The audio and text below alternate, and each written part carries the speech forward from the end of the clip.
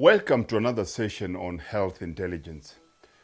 Today we are going to use what we call first principles when it comes to weight loss.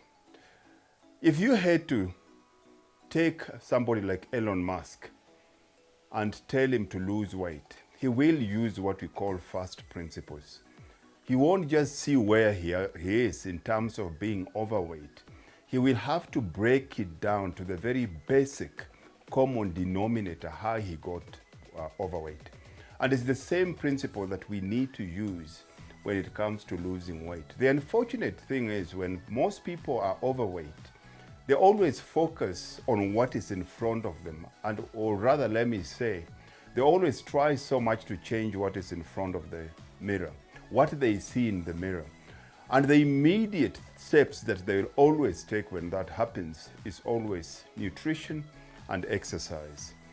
But if we're going to use the first principle rule here, you'll find those are the end products. That is already happened. But for you to be able to find out how you got that, you have to take all the steps, all the way. How did you end up being overweight? How did you end up being too fat? How did you end up being sick? How did you end up being chronically inflamed? The minute you look at it like that, then it becomes much easier not only for you to achieve the outcome that you want, but to create a system that consistently will keep on giving you the outcome that you want. Most people that have lost weight have no idea how that happened. They keep on losing weight, and when we see them a few months down the line, they put on the weight again. And that tells you that they are using guesswork when it comes to that. If you have a consistent system, then it means that you have to be able to apply it consistently and keep on getting the same given outcome. And that's the point of a system. Elon Musk, his first question was, how do I send people to Mars? His second question was that I need a rocket. The third thing was that rockets were very expensive. I remember at that time rockets were 165 million to send a rocket to Mars. And the problem with that, it wasn't just the cost. It could only be used once. So his third question was, how do I make rockets that can go to moon cheaper and be reusable? Now, that kind of thinking changed his approach completely. Now we have a guy that can send people to Mars, but he has reduced the cost. Now, rather than spending $165 million per one rocket that cannot be used, he has dropped it down to $60 million, but this rocket is reusable. Now we want to use the same kind of mindset when it comes to weight loss. If we're going to do this, we have to go. The first principle means that if you look at a tree and you see a tree has fruits, you have to find out. Most people will look at it and try to eat the fruit, and they will either say the fruit is sour or the fruit is sweet. But if you have to take the first principle, somebody will look at the tree. Then he look at the tree, you see the fruit. The fruit is attached to a branch. That branch is attached to a stem, and that stem is attached to the roots. And those roots are sucking the nutrients from where? From the soil. So if this root is sweet, it means that the soil around it has to be sweet. Or if this root is sour, then it means it's something that is in the soil. So he will go to working the soil to change the flavor of the fruit. And it's the same principle I want us to apply here. Rather than you focusing on how you're going to fit in your skinny jeans, how you're going to fit in your two-piece, how you're going to lose the 20 kilos, let us take those steps. Now, step number one here that we will bring out, number one here is what I call your core beliefs. There is one saying here that is as old as we can remember. As a man thinketh in his heart, so is he. What are you thinking?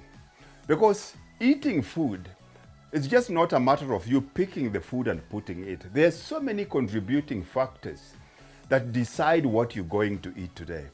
There's so much in your environment that leads you to eat the way you eat, what you eat, and what times. So if we do not look at all those factors, you're just trying to change McDonald's, you're trying to change pizza. You're trying to change all these high sugar, high fat foods that you're eating that are making you fat. Is not going to change.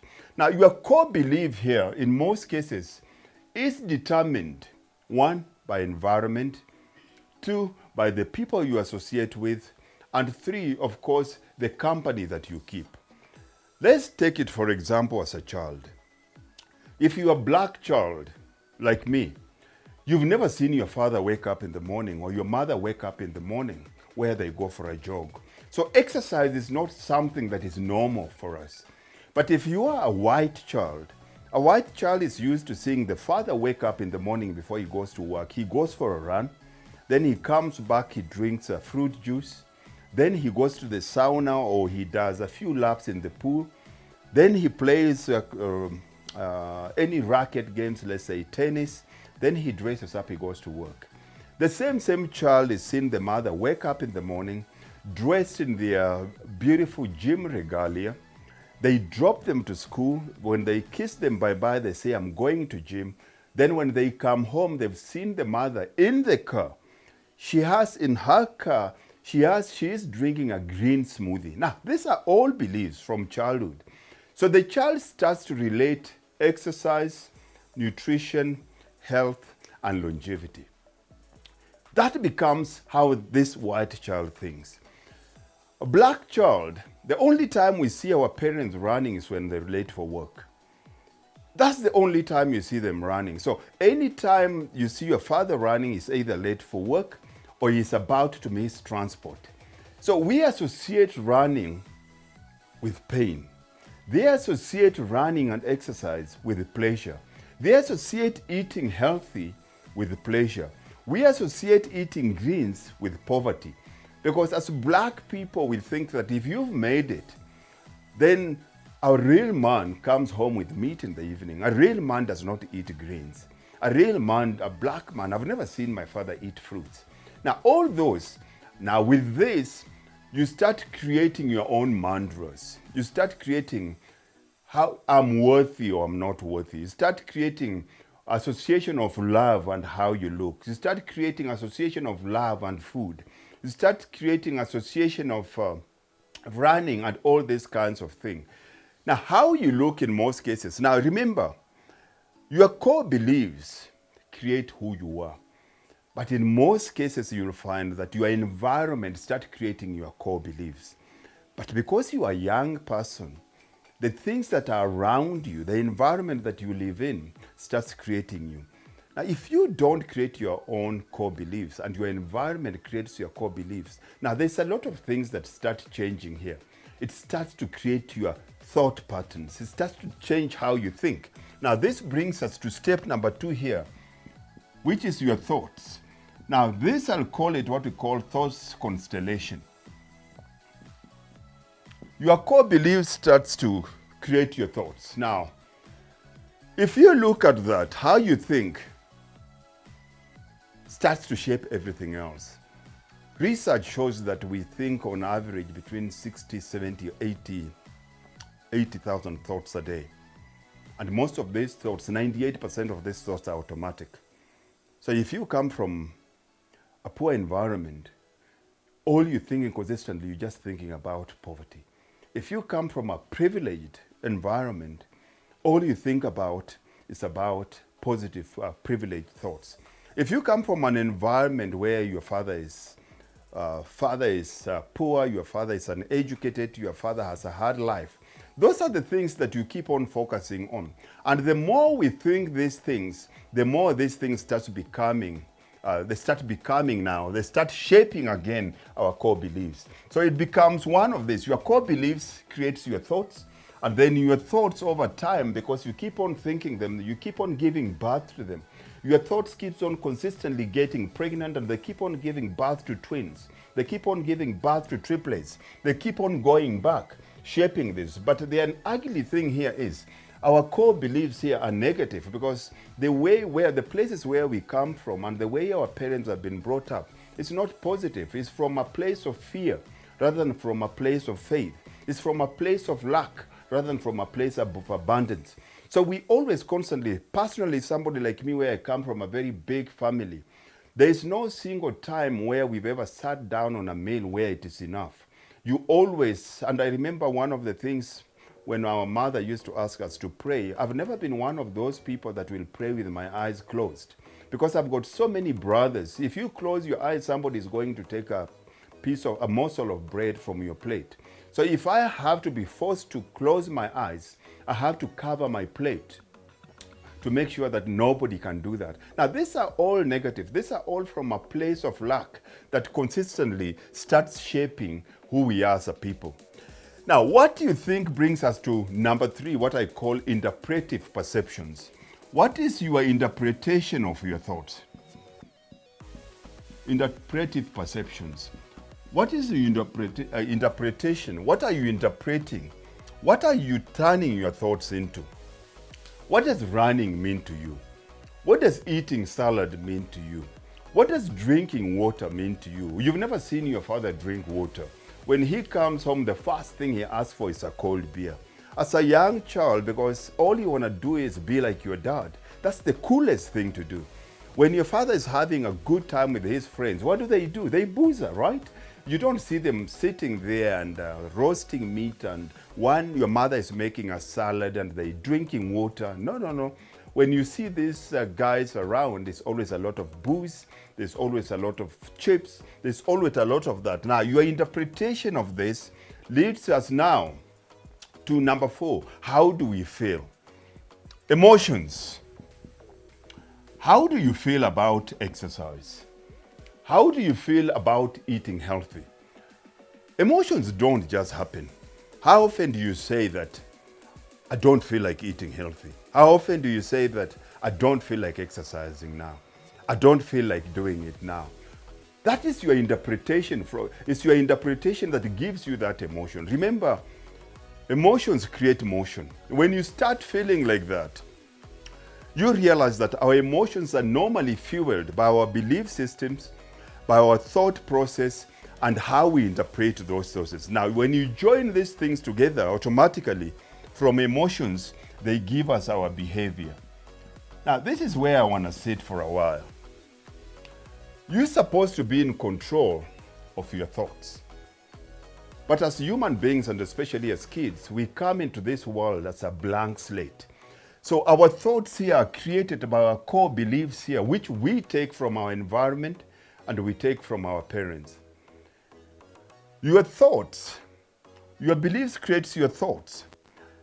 Now, your thoughts, if they're not created, because your thoughts here are negative, they start to create now your body. Because of your emotions, your body now becomes your thought process. Your body becomes your unconscious. It becomes your unconscious mind. Your emotions here are craving. I feel like a soda today. I feel like chips. I feel like something sweet. I feel like a beer. Now, it's no longer your mind telling you. It's because you've fed your body so much and unconsciously for so long. Now your body has become your mind, where your body is starting to force your mind what needs to be done. Now remember, it's dangerous if your body becomes the unconscious mind here that is dictating to your mind what needs to be done. Your body is supposed to be the slave and your mind is supposed to be the master. But because your body now has become the master, your mind has become the slave. Now the behavior here, because of the emotions, are going to be negative. The behavior here is, I don't feel like exercise. The behavior here is, I'm not going to eat greens. The behavior here is, I can't stop watching television because I'm bored. The behavior here automatically becomes completely negative. After you've done this, the behavior here confirms your old beliefs. Because the behavior is negative, it confirms your old beliefs. It confirms your old beliefs. Your old beliefs here becomes, now you find this thing has become a circle now, completely like this. And that's why you find most of us, irrespective of what we do, we lose weight today. Next week, we've got the weight on back. We get a gym contract today. Next week, we say we have no time to go. We say I'm not going to watch too much television today. Next weekend, you're in fact doing it worse than it was because you're not conscious, you're not intentional when it comes to this thing. What we do now with the Dream Body Fitness, using the first principle in weight loss theory, is we're not going to focus on just what you eat and how to exercise. It's no longer about what you eat. Everybody knows the bad things that we do. We know the bad foods that don't serve us. We know that lack of exercise leads to a lot of ill health. It will lead to diabetes, it will lead to high blood pressure, it will lead to high cholesterol, it will lead to stress. We all know the benefits of exercise, but why don't we do it? Because we try to tackle it here from our behaviors, the behavior that people want to change, but you don't realize that the behavior is too much down the line, that if you don't go to the first trigger here. So at Dream Body Fitness, we change this theory completely. We have to take you step by step. You have to go to the course. And then this one means nothing at all. The course is the most important thing for us to be able to fix. We have to start with your mind. And this is how we always tell people that your thought process has a lot to do with your weight gain. If we don't change your thoughts, and to change your thoughts, we have to change what your belief system is. And it's as easy as to change your belief system means that we have to sit down and we have to create a new value system for you. Because values create priorities, and priorities create time for you. You decide what you're going to do with your time. So we have to go to your core beliefs, your value system, and we have to bring in self-care has to become a value system. Health has to become a value system. Energy and energy management, energy creation, energy management has to become a value system. Now, the minute we do this, this becomes a system that, irrespective of what happens in your life, you can consistently keep on reusing it day in, day out, and you will always get the results that you want. Because most people that have lost weight, they can only be able to keep it off if they're lucky enough for not more than 2 years. And then they'll put on all the weight plus VAT when you see them next time.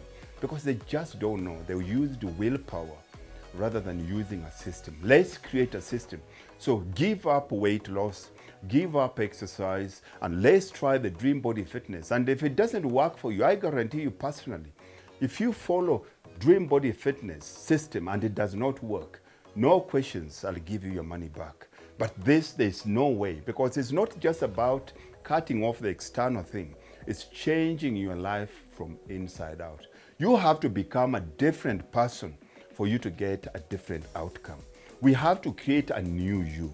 Because what you're doing, just starting to diet from where you are, starting to exercise from where you are, you're trying to create new habits, but you're still the same old person. So there's always a very big conflict between what you want and who you are. You keep on fighting yourself. This is a creation problem. This is a transformation problem. And you can't be two people in the same body. So we're creating a new you.